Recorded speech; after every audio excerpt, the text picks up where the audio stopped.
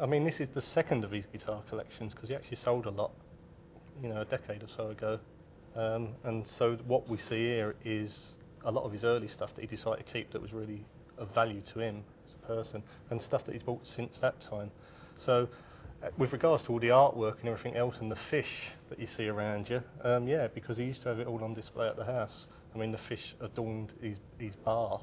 Yeah, the bar called the Barracuda Inn, and all this hung from the ceilings. The guitars used to be on show, and all the artwork was all around. So, yeah, I mean, this sort of is a totally encapsulates John's life. Everything you see here is John. I mean, the stage outfits. I mean, there's equipment there that went to Las Vegas with John, and were the last guitars he played and the last stage outfits he ever wore. So, it's quite emotional seeing it all laid out like this.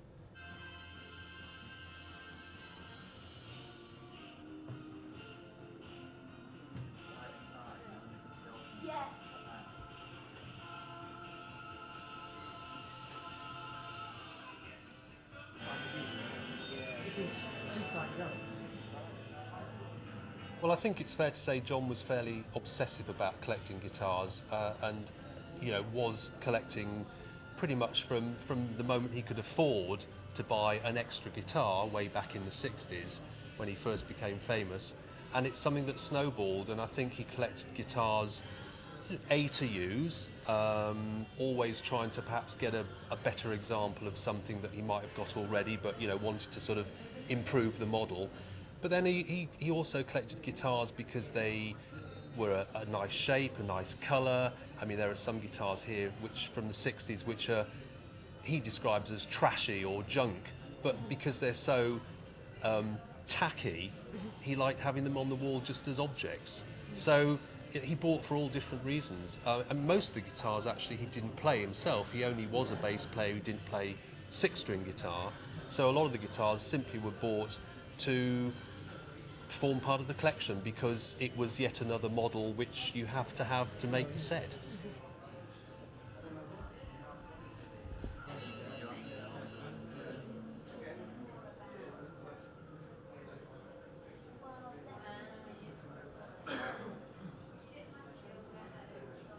Well, there's certainly one guitar which was John's personal favourite, which is called Frankenstein, which is a Fender Precision-based guitar, which he actually put together himself in '67 from 3 or 4 smashed guitars, and had a day off on a tour, and thought, well, I can maybe do something with these. So he spent a few hours with a soldering iron and a screwdriver, and at the end of it came up with this hybrid guitar, if you like, which then, because it was formed from a number of different parts, he nicknamed Frankenstein, and it was the one that he played pretty much solidly from '67 through into the early '70s, both on stage and for live work, for recorded work.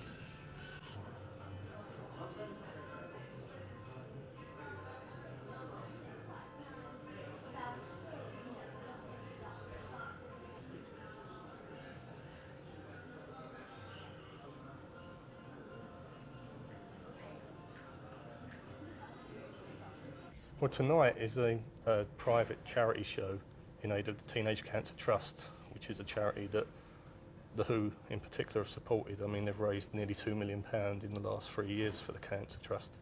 And tonight, this is a special evening in aid of that, and there's going to be collections for it.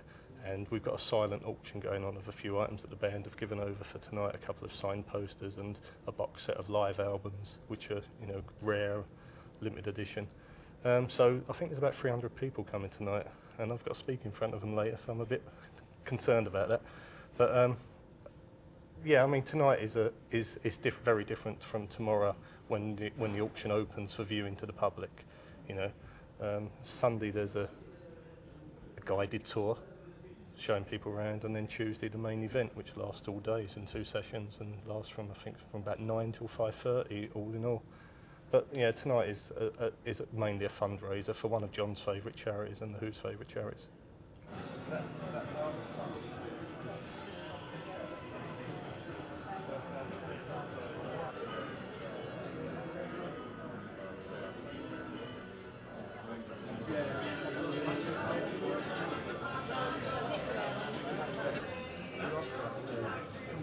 No